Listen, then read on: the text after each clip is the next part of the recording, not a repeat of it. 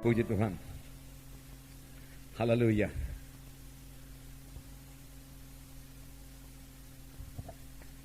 Puji Tuhan buat Roh Kudus yang sudah hadir di tengah-tengah kita.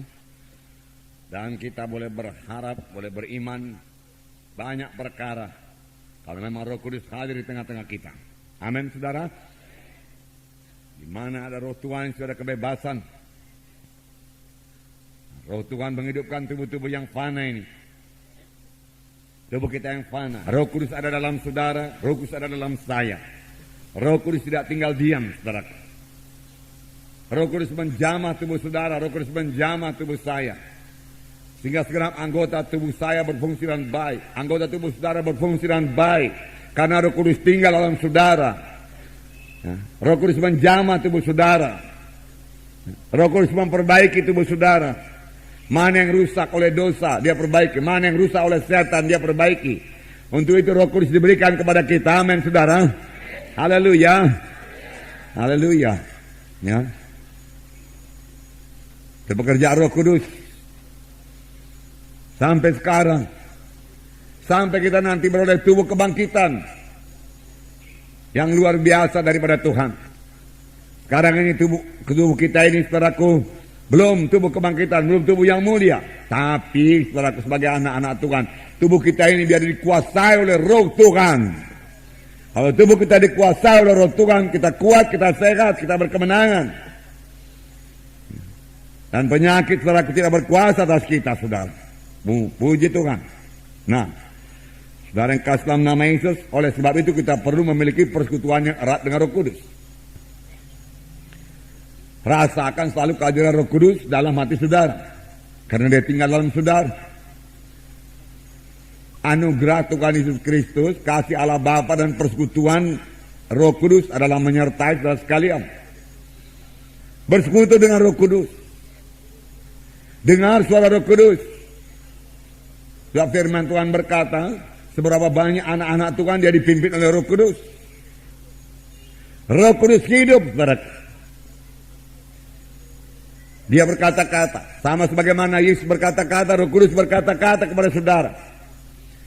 Dan kita perlu mematuhinya. Firman Tuhan berkata, pada hari ini kalau kamu mendengar suaranya, janganlah kamu mengeraskan hatimu. Patuhi suara Roh Kudus, itu membawa kemenangan pada saudara. Membawa kehidupan kepada saudara. Membawa keberhasilan kepada saudara. Membawa kuasa kepada saudara. Membawa urapan kepada saudara. Amin. Haleluya. Membawa kesembuhan bagi saudara. Haleluya. Oh, haleluya Yesus. Syukur Tuhan. Haleluya. Luar biasa Roh Kudus. Sepanjang saudara membiarkan dia memimpin saudara. Luar biasa pekerjaan dalam hidup saudara. Sepanjang saudara biarkan tadaku dia menguasai saudara. Maka dia akan mengerjakan perkara yang besar dalam saudara.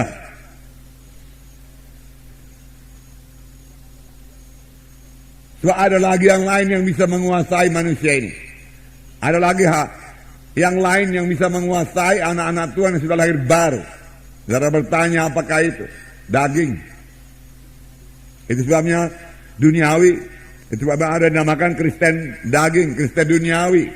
Kristen yang hidup dalam kehendak daging. Kristen yang dikuasai duniawi. Ya. Orang duniawi memikirkan hal-hal yang dari dunia ini. Tentunya orang rohani memikirkan perkara-perkara rohani. Jadi kita bisa mencek diri kita dan mau berubah. Saudaraku, apakah kita dalam roh? Kalau kita dalam roh, kita memikirkan perkara-perkara rohani. Dan itu membawa berkat yang besar kepada saudara sebagai pelayan Tuhan. Ya, sebab tanpa saudaraku, Roh Kudus, saudaraku menyertai saudara, mengurapi saudara, bagaimana saudara bisa melayani saudaraku? Bukan oleh kuat, bukan oleh gagah, melainkan oleh rohku juga.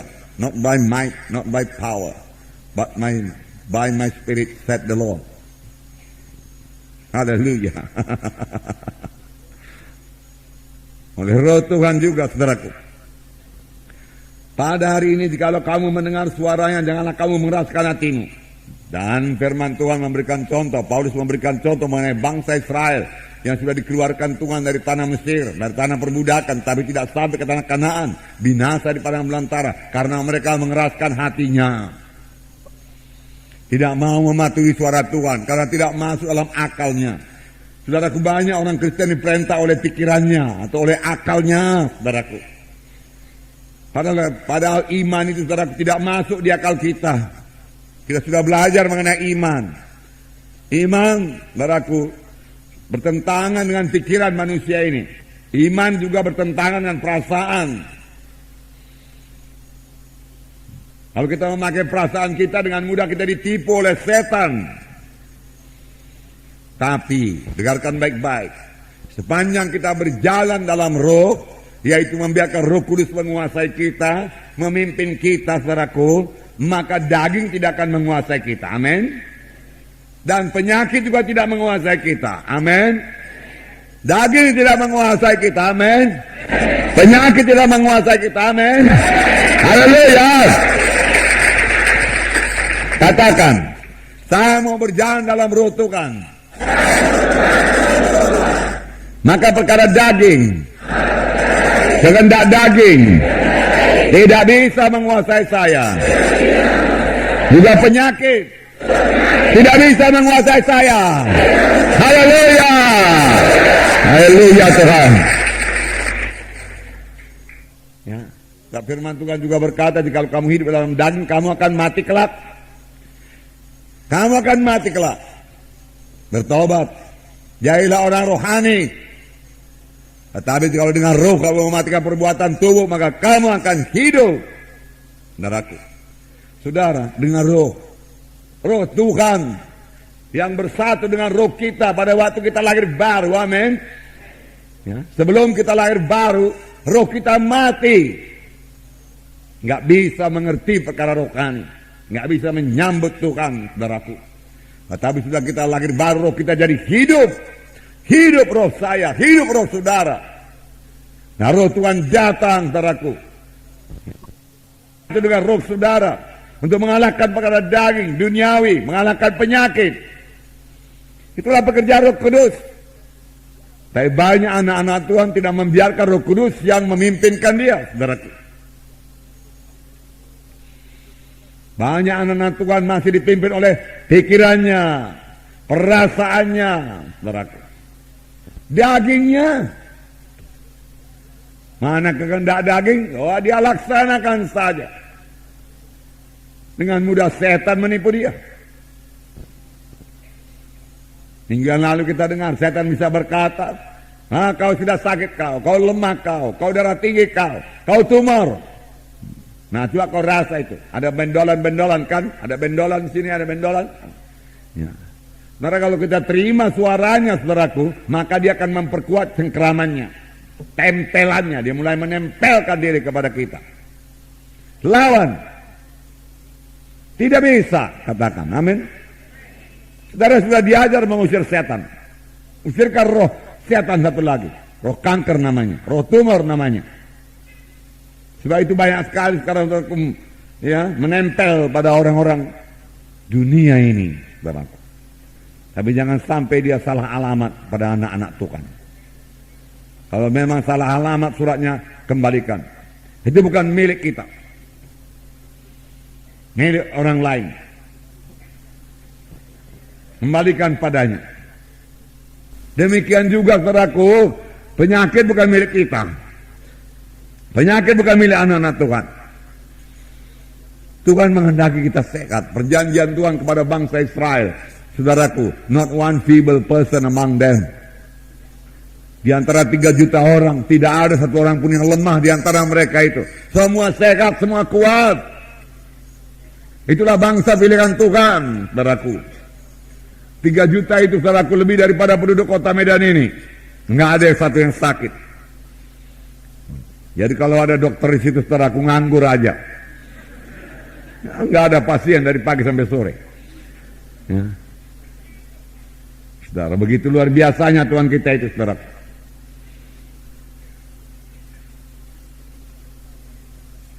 Tapi Tuhan juga berkata, dia akan mendatangkan bagi semua musuhmu. Nanti kita baca ayatnya kalau sempat. Makanya jangan jangan memusuhi tubuh Kristus. Penyakit datang, saudaraku, hati-hati. Kalau Roh Kudus menguasai tubuh kita, Roh Kudus menguasai pikiran kita, Roh Kudus menguasai perasaan kita, saudaraku.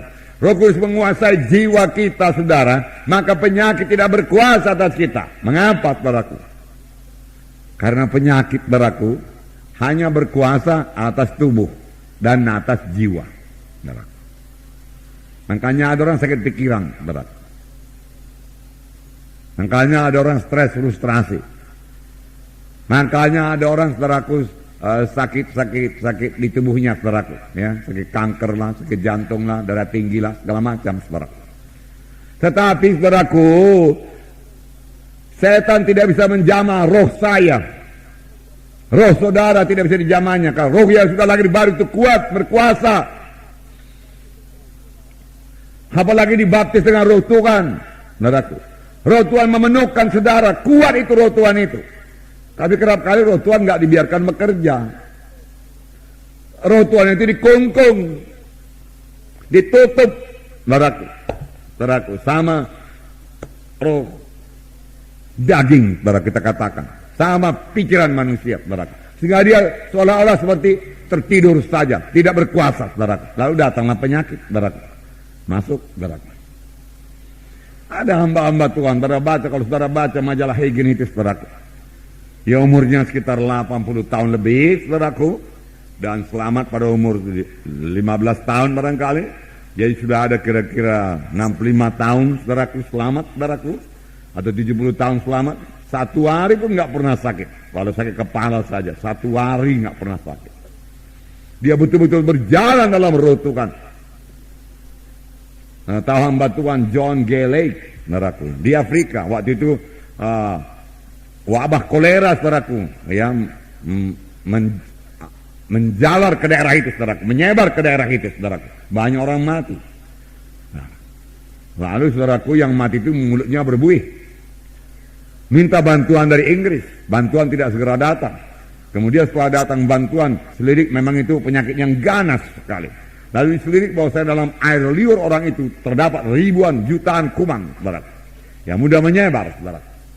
Lalu dokter-dokter Inggris berkata kepada hamba Tuhan John Lake ini, John G.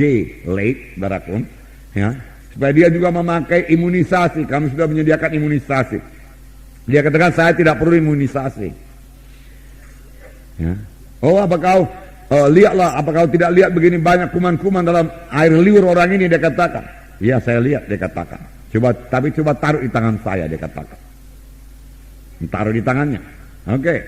Kemudian periksa di bawah mikroskop. Apa yang terjadi, saudaraku?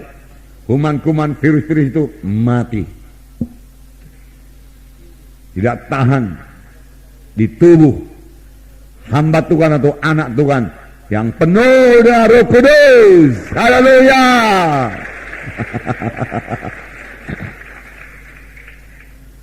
Kuncinya penuh dengan Roh Kudus. Luar biasa Roh Kudus, saudaraku. Luar biasa. Sesuatu itu biar kita senantiasa penuh dengan Roh Kudus. Gini itu, saudaraku, begitu tua, saudaraku. Saya melihat di sini, saudaraku, baru ini datang dari Prince, 85 tahun juga sehat, saudaraku. 85 tahun. Haleluya. Nah, saudaraku, bagaimana? Setan itu bagaimana menyerang? Dari perasaan, dari panca indera, dari pikiran. Dia suntik, tap. Dia serang, tap. Saudaraku. Lalu kita merasa sakit. Memang ada perasaan sakit. Tapi kita terima apa tidak? Itu. Banyak yang terima saja. Diakui lagi apa dikatakan setan. Memang saya sudah sakit, katanya. Ya. Diterima paketnya, tanda tangan di tanah terima. Oke. Silakan menderita, setan berkata. Nah, tolak. Saudara bisa mengusir setan? Bisa. Berani mengusir setan? Nah, minggu yang lewat kita katakan penyakit dari setan. Oleh sebab itu, usirkan roh penyakit Bisa mbak, apa enggak? Mengusir roh penyakit? Bisa. Jangan terima, usir ke roh penyakit. Jangan katakan wajar ya itu sakit, namanya manusia. Memang manusia, saudaraku. Tapi saudara anak Tuhan. Kalau saudara renungkan di hadapan Tuhan, wajarkah saya sebagai anakmu sakit Tuhan? Apa kira-kira jawab Tuhan? Bola. Dang boy.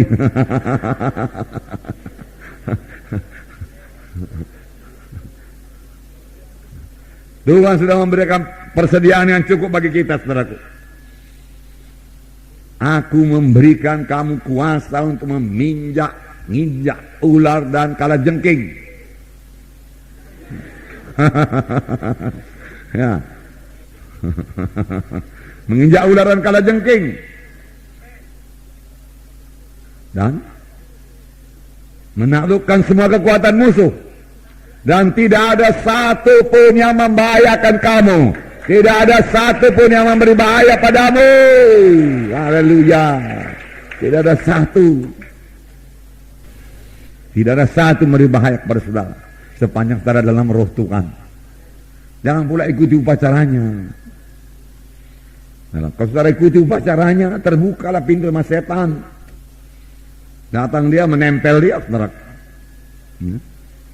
Kalau setan yang menempel, enggak ada yang baik daripadanya. Namanya bu setan. Saudara. Makanya kalau orang tua marah kepada anaknya, setan katanya, saudara. Walaupun itu sangat salah. Jangan bilang anak kita setan, saudara. Ucapan itu bisa ditangkap setan. Merupakan jalan baginya, saudaraku, untuk menyiksa anak itu, saudara. Kasihan anak itu. Saudara mau anak saudara berhasil, berkati anak saudara. Berkati. Jangan sekali-kali mengucapkan kutuk kepada anak kita. Berkat, ucapkan berkat selalu. Dahulu kita belum mengerti firman Tuhan. Firman Tuhan berkata, kamu terjerat oleh perkataan mulutmu. Sekarang tidak lagi. Dia tidak mau terjerat lagi. Kita ucapkan perkataan yang baik bagi anak kita. Perkataan yang menang bagi anak kita.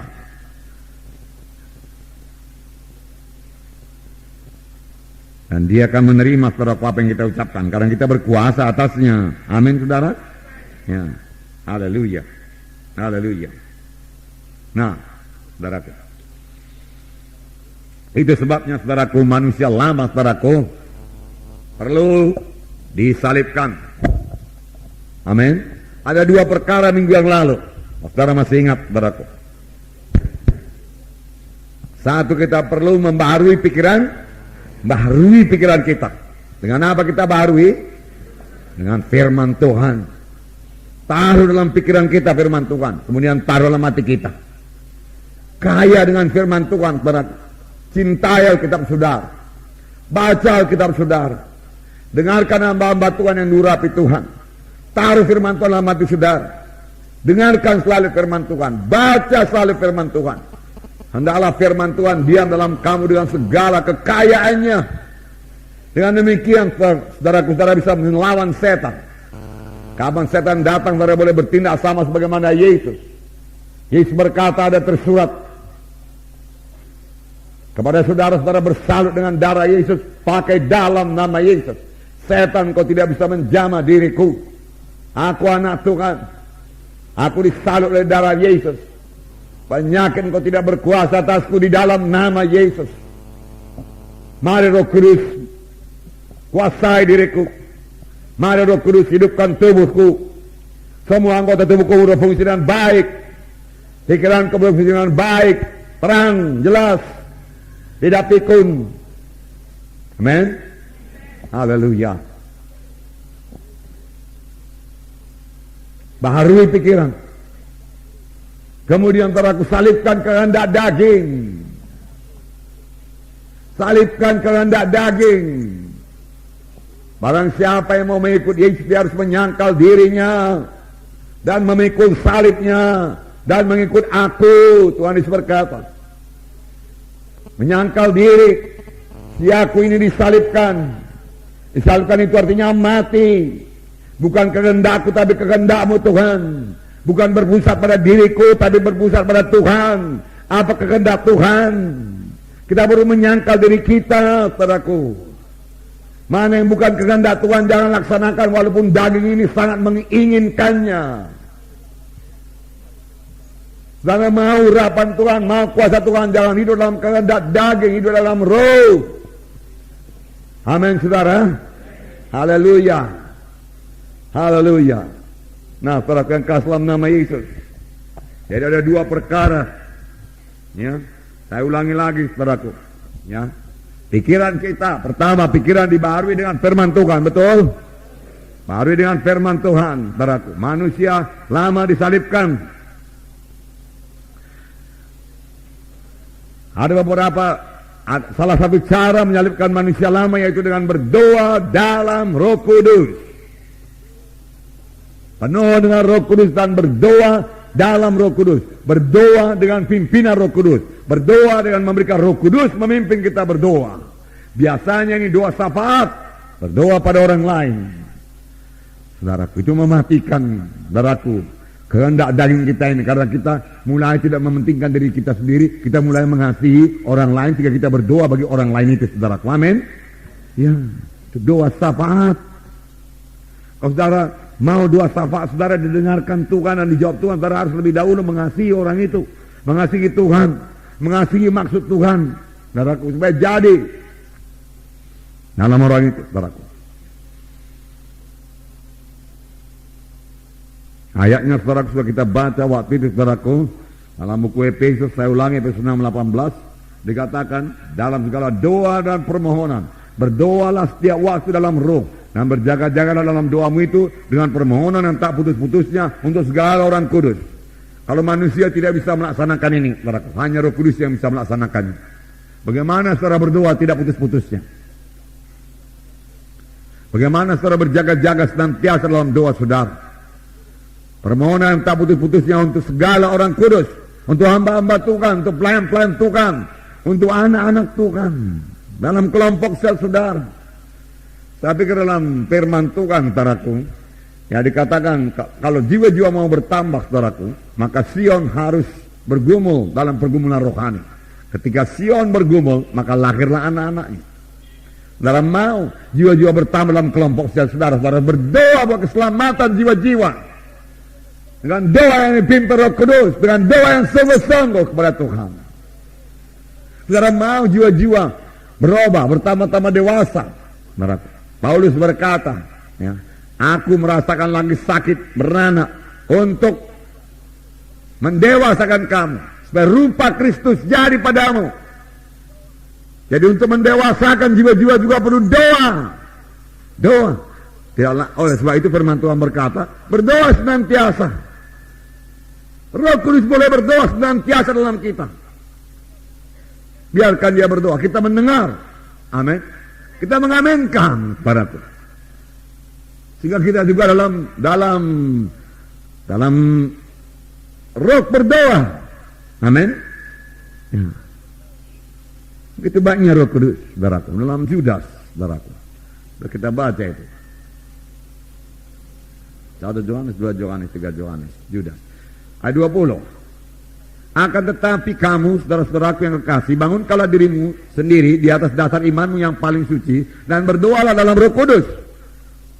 Berdoalah dalam Roh Kudus. Roh Kudus mau memimpin saudara dalam doa. Betul, haleluya. Betul. Tetapi juga Roh Kudus mau berdoa melalui saudara, seturut dengan kehendak Tuhan. Karena Roma 8 berkata 26-27, kita tidak tahu apa yang harus kita doakan, tapi Roh Kudus itu berdoa melalui kita dengan keluh kesah yang tidak terkatakan, dan Allah Bapa mengetahui maksud roh itu. Amin. Ya. Biarkan Roh Kudus berdoa melalui saudara. Saudara lihat hasilnya jauh lebih besar daripada saudara berdoa dengan akal saudara.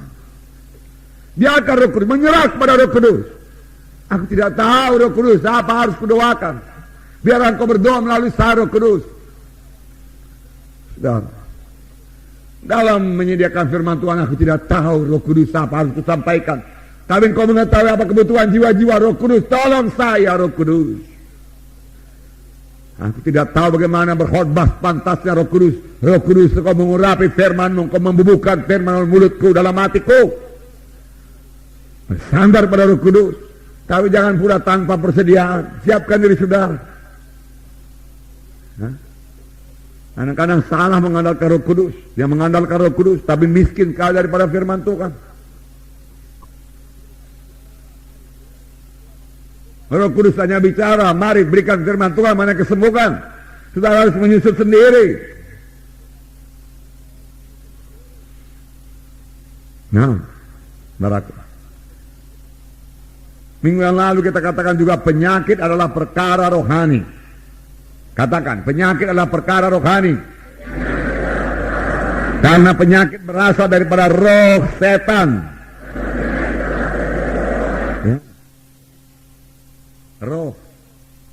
Jadi saudaraku, penyakit itu perkara roh. Perkara roh yang menempel, perkara roh yang menarokkan, yang apa namanya itu? Ya. Yang menaruhkan bibit penyakit, saudaraku. Oleh sebab itu usirkan roh penyakit.